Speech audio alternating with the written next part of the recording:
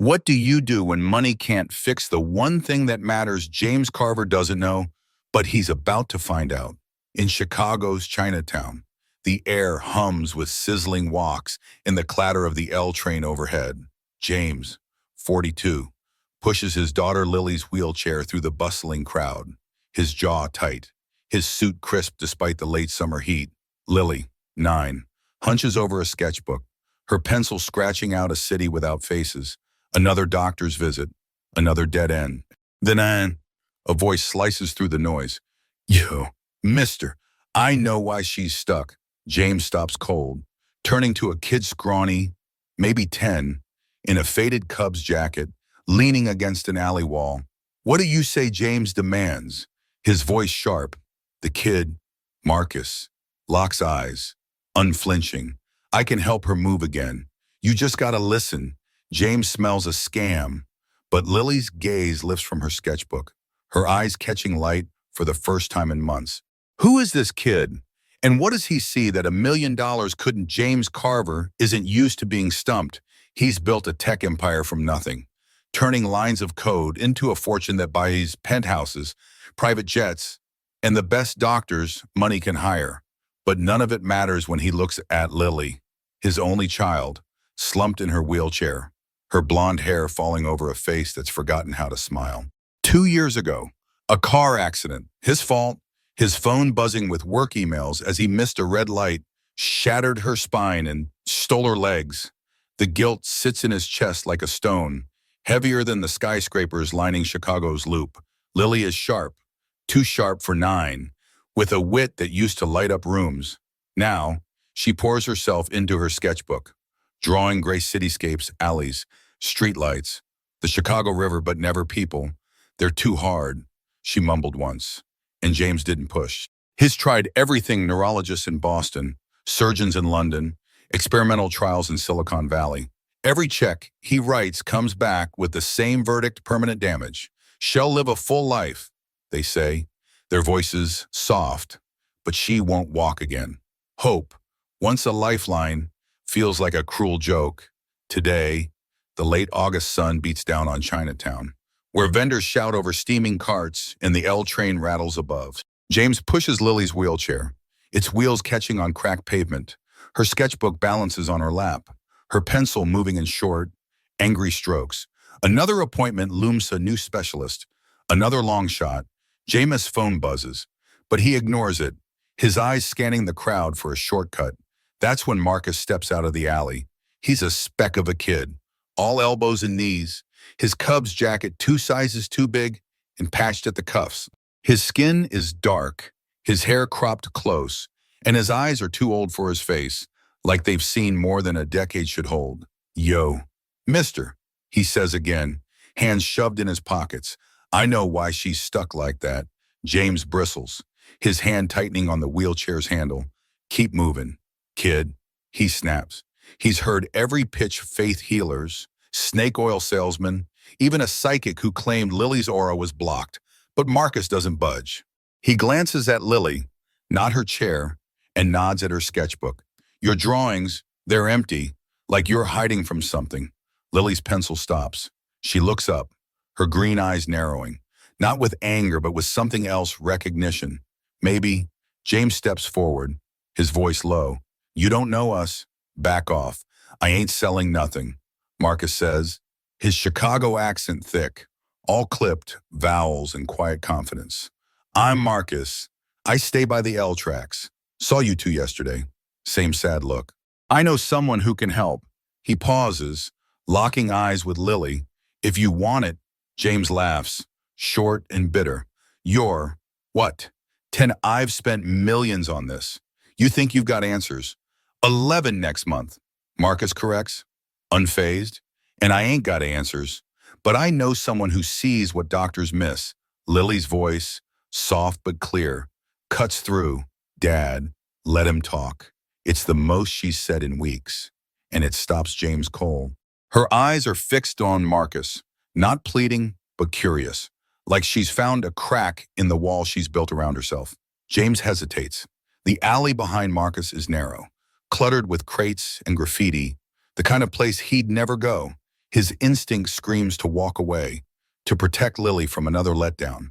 But her words echo, "I hate being this way," she whispered one night, thinking he couldn't hear. He kneels beside her, searching her face. "You sure, kiddo?"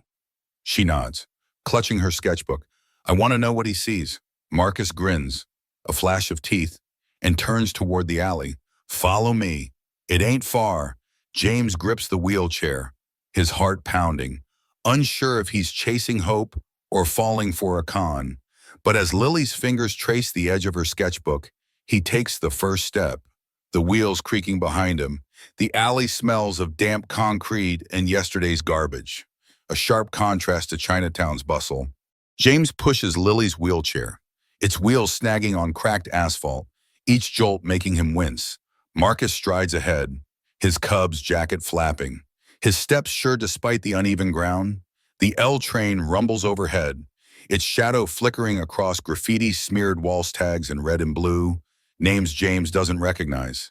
He glances at Lily, her sketchbook clutched tight, her eyes darting between Marcus and the alley's chaos. She's alert, more present than she's been in months, and it both terrifies and galvanizes him. "Where exactly are you taking us?" James calls, his voice clipped. He's already regretting this, his mind racing with worst-case scenarios: robbery, kidnapping, or just another dead end to break Lily's heart. Marcus doesn't turn. By the river. Not far now. His tone is steady, like he's led people through worse. "You good back there, Lily?" She nods, her voice small but firm. "Yeah." Her pencil moves again, sketching the alley's jagged lines. A streetlight leaning like a tired soldier. James notices and feels a pang. "When did she start drawing again?" "You've been watching us," he asks, his eyes narrowing. "That's not creepy at all." Marcus shrugs, finally glancing back. "I see lots of folks. Most don't look like they're carrying the whole city on their shoulders. You two did, yesterday, by the dumpling cart." She dropped her pencil, "and you didn't even notice." Lily's head snaps up. "You picked it up. Put it back in your bag," Marcus says, almost sheepish. "Figured you'd need it." James' grip tightens. "So you're a stalker now?" "Nah, just pay attention." Marcus stops at a rusted chain-link fence, holding it open. This way, beyond the fence, the city shifts. The noise of Chinatown fades, replaced by the low gurgle of the Chicago River and the rustle of weeds choking an overgrown trail. The path is narrow, barely wide enough for the wheelchair, and James's dress shoes sink into the soft earth. He curses under his breath, but Lily leans forward, her sketchbook open, capturing the river's glint. "Dad, look," she says, pointing to a heron standing in the shallows, its beak sharp against the water. James hasn't heard her sound this alive in years. He wants to stop, to ask her what she's feeling, but Marcus is already moving, his jacket a splash of blue against the green. "You said you know someone," James says, his voice low, trying to keep control. "Who is she? Some kind of therapist?" Counselor Marcus chuckles, a sound too old for his frame. "Miss Elma ain't like that. She don't fix people. She just sees them. Helped me when I was messed up." Messed up, how James presses. But Marcus only shakes his head. "You'll get it when you meet her." The trail curves, and the city feels miles away. James' phone has no signal, and the river's edge is lined with rusted barrels and forgotten tires. He's about to turn back, to scoop Lily up and bolt, when Marcus stops. Ahead, moored to a sagging dock, is a houseboat. It's wood-weathered but sturdy, strung with fairy lights that glow faintly in the daylight. Jars of tea leaves line the deck, and old photos are pinned to a clothesline, flapping in the breeze. A woman steps out, her gray locks tied back, her face lined but warm. She's maybe 60, her denim dress patched at the hem, her eyes sharp like she's already read their story. "Marcus," she says, her voice low and smooth. "You brought company. This is Miss Elma," Marcus says, stepping aside. "Elma, this is Lily and her dad." "James." Lily looks up, her sketchbook still open, and Elma kneels to her level, not touching the chair, just meeting her gaze. "Those drawings," Elma says, nodding at the page of sketch of the river trail, jagged and alive. They're beautiful, but they're missing something. Aren't they? Lily hesitates, her fingers tightening on her pencil. People, she whispers. I don't know how to draw them anymore. Alma's smile is small but knowing. Maybe you just forgot where to look. She glances at James, who's standing rigid, his arms crossed. You're a hard one to convince. Aren't you? I don't trust easily. James says, his voice flat. I've heard every promise. None stick. Then don't trust me. Alma says, standing, trust her. She nods at Lily, who's watching her like she's a puzzle worth solving. Come inside. Let's talk. James hesitates, his hand on the wheelchair's handle.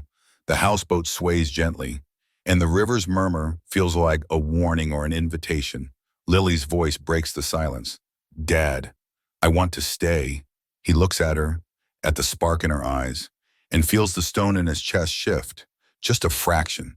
Against every instinct, he pushes the wheelchair toward the dock, Marcus trailing behind, his grin barely hidden.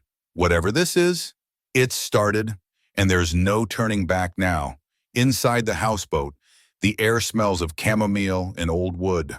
The walls a patchwork of stories, faded photos of kids with gap-toothed grins, a shelf of dog-eared books, a radio murmuring a Muddy Waters tune. The Chicago River laps softly outside, its rhythm steady against the creak of the dock. Lily sits in her wheelchair, her sketchbook open to a half-finished drawing of the river trail, its lines sharp but lonely. Her green eyes flick between the page and Miss Elma, who kneels before her, gray locks framing a face that's both gentle and unyielding. James stands behind, his suit jacket unbuttoned, his arms crossed tight to hide the tremor in his hands. Marcus leans against the doorframe, his Cubs jacket unzipped, watching like he's waiting for a signal only he can hear. Alma's voice cuts through the hum of the radio, deliberate and warm. Your drawings, Lily, they tell a story, but it's not the whole one. Is it? Lily's fingers tighten on her pencil, her gaze dropping to the sketchbook.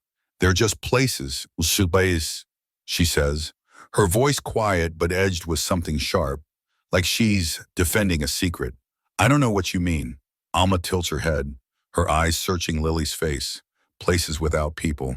That's a choice. Why leave them out? Lily hesitates, her breath catching. She flips to an older sketch, one James hasn't seen in years. A vibrant park, crayon bright, with a girl flying a kite, her smile wide as the sky. This was me, she says, her voice barely above a whisper. Before the accident, I don't draw like that anymore. James feels a pang, his chest tightening. He wants to speak, to shield her from the pain, but Alma's gaze holds him back, steady and commanding. That girl's still here, she says to Lily, tapping her own heart. She's just buried under what you've been carrying. Grief, fear, maybe even your dad's guilt. James flinches, her words cutting deeper than any specialist diagnosis. Don't put this on me, he says, his voice low, controlled, but laced with a lawyer's precision. I've done everything, top neurologists, clinical trials, millions spent. If this is another feel-good pep talk, we're done. Elma doesn't blink. You've bought answers, Mr. Carver, but not the right questions. Lily's not a problem to solve. She's a person to see. She turns back to Lily, her tone softening. You've been hiding in those empty drawings. What if you step back into the picture? Lily's eyes widen, her fingers tracing the kite girl's outline. I can't, she says, but it's not a refusal. It's a challenge, like she's daring herself to believe. I don't know how. You start by trying. Alma says, her voice a quiet anchor. Not for me, not for anyone else, for you. Hold that sketchbook. It's your proof you're still here. She gestures to a sturdy table nearby. Its surface scarred but solid. Use it. Stand where that girl stood. James steps forward, his voice sharp, analytical. Hold on. She hasn't stood in 2 years. Her spine's damaged permanently. According to every expert, you're asking her to risk injury for what? A metaphor. Alma's eyes meet his, unflinching. I'm asking her to risk believing in herself. You've trusted experts. Trust her now. Lily's voice, clear and fierce, cuts through. Dad, stop. James freezes, stunned by the steel in her tone. A glimpse of the girl who once debated him over dessert. I want to try. For me. She locks eyes with Alma, her jaw set. Help me. Alma nods, moving to Lily's side, her presence steady but not overbearing. Use the table, she says. You're not alone, but this is yours. Lily takes a deep breath, her sketchbook pressed to her chest like a talisman. She grips the table's edge, her arms trembling, her face tight with focus. James hovers, his hands twitching, every instinct screaming to catch her. Lily pulls herself up, her legs unsteady, her breath ragged. For a heartbeat, she wavers. Then she's standing, her feet pressed into the floor, a faint tingle sparking in her toes, like a signal from a long-lost part of herself. Her eyes widen, tears spilling as she gasps. Dad, I feel it. I'm standing. James drops to his knees, his voice breaking, all his polished control gone. Lily, you're God. You're doing it. His hands hover, wanting to hold her. But Alma's quiet gesture stops him. Let her, she says, and James nods, tears blurring his vision. Lily sways, her strength fading, and she sinks back into the chair, her sobs raw but alive, not with pain, but with triumph. I did it, she whispers, clutching her sketchbook. I was her again. Marcus, still by the door, shifts, his eyes bright but guarded.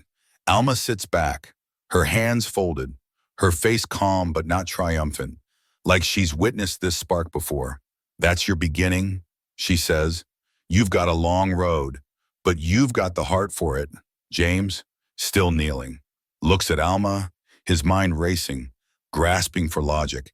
How did this happen, he asks, his voice raw but measured, a CEO demanding a report. She stood, felt her feet after 2 years. That's not just willpower. What did you do? Alma shakes her head. I didn't do anything. She found her fire. The body listens to the heart sometimes, more than we think. But this isn't a finish line. She'll need time, work, support. But then Marcus steps forward, his hands deep in his pockets, his voice low, almost reluctant.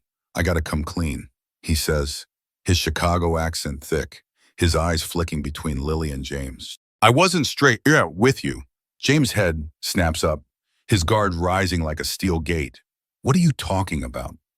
Marcus takes a breath, his jaw tight, but he meets James' gaze. I didn't learn nothing from my mom about seeing hurt. That was a story. Truth is, I found Lily's sketchbook in the alley 3 days ago. It fell out of her bag, and I looked through empty streets. No people? Like she was erasing herself. It hit me hard. He pauses, his voice softening. My little sister, she used to draw like that before she got taken by the system. I lost her. When I saw Lily's book, I couldn't just walk away. James' face hardens, his voice cold, precise. You lied to us, dragged us through the city, put my daughter at risk. On some gut feeling, yeah. Marcus says, unflinching, but it wasn't just a feeling. I didn't know Alma personal, but I'd heard stories kids by the tracks, ones nobody cared about, said she gave him a reason to keep going. I tracked her down, told her about Lily. She didn't promise nothing, but she said she'd try. I bet on her. For Lily, Lily's voice, steady despite her tears, cuts through. Why me, she asks, her eyes locked on Marcus. You didn't even know me. Marcus looks at her, his expression raw, vulnerable in a way James hasn't seen. 'Cause I saw my sister in your drawings. I couldn't save her, but I could try for you.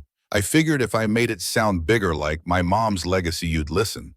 Rich folks like stories. James stands, his fists clenched, his mind spinning. You manipulated us, he says, his voice low, dangerous. You had no idea if this would work. You could have crushed her, but he didn't, Lily says, her voice fierce, her sketchbook still pressed to her chest. He saw me, Dad, not the chair, not the accident me, and I stood because of it. Alma watches, her eyes flicking between them, her voice calm but firm. Marcus took a risk. Yes, but so did you, coming here. And so did Lily, standing up. That's where change starts. People who dare to see each other.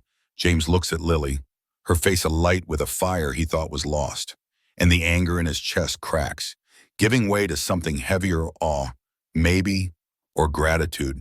Marcus, barely taller than the table, stands with the weight of his confession, not a con artist, but a kid who bet everything on a stranger's hope.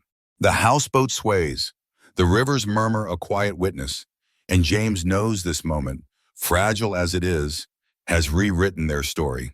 The houseboat's glow fades behind them as James pushes Lily's wheelchair back along the river trail, the Chicago skyline piercing the dusk. Lily clutches her sketchbook, her face still flushed from tears and triumph, her voice quiet but steady. "I want to come back," she says, glancing at James, "to see Alma again." James nods, his throat tight, unsure how to process the day Lily's standing.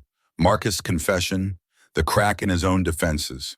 Marcus walks beside them, his Cubs jacket zipped against the evening chill, silent but present, like he's guarding something fragile.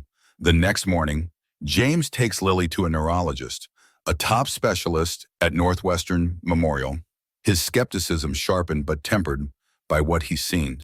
The doctor, a woman with a clipped tone and a stack of scans, confirms that emotional breakthroughs can sometimes spark physical responses in complex cases, especially with partial spinal injuries.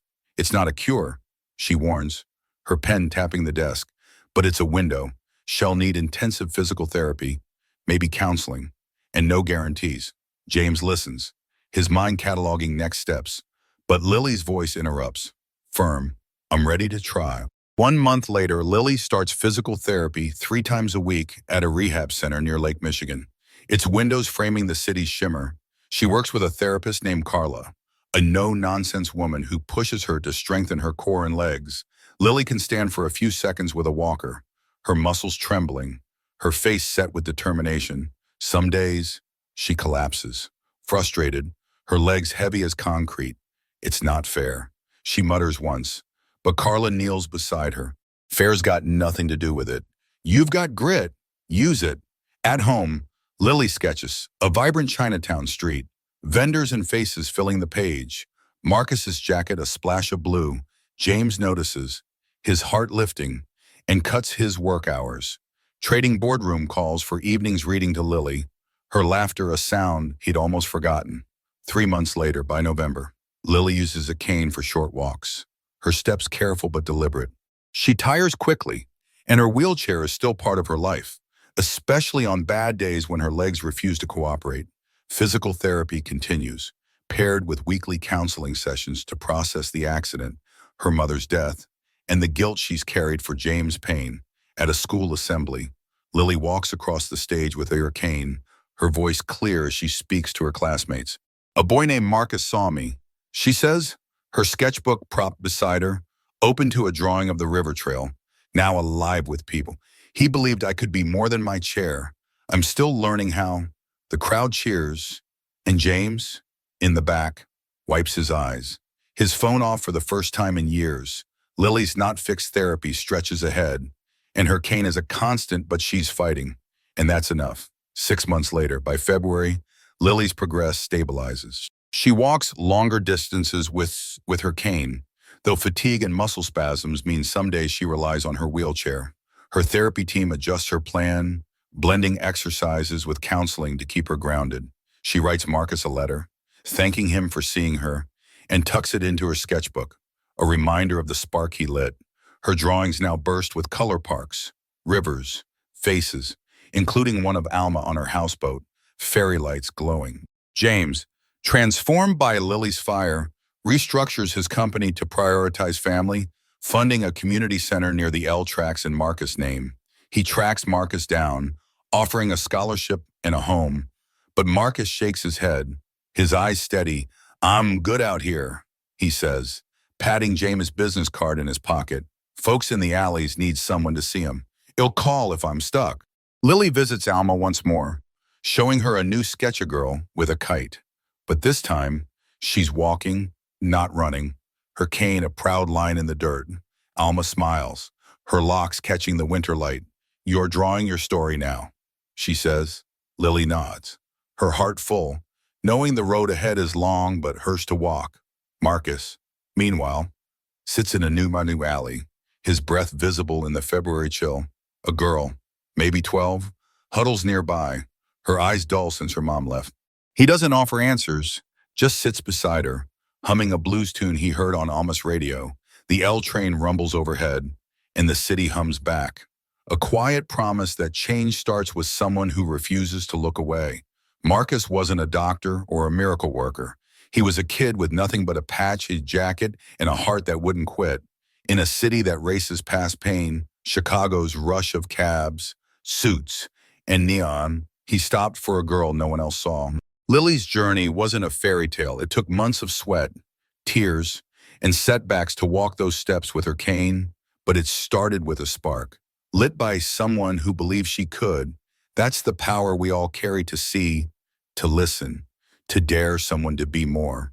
Marcus didn't just change Lily's story, he changed James's, Alma's, and maybe even his own. Think about it. Who's been that person for you? Who saw you when you felt invisible? Believed in you when you couldn't? Or maybe you've been that person, stopping for someone the world rushed by. Share your story in the comments. We want to hear it. Hit that like button if this moved you. Subscribe for more tales of unlikely heroes. And share this to remind someone they're seen. Let's keep the spark going. As the Chicago skyline glitters against the night, Marcus's silhouette fades into the alleys, his hum blending with the city's pulse. A reminder that hope begins with a single, stubborn act of seeing.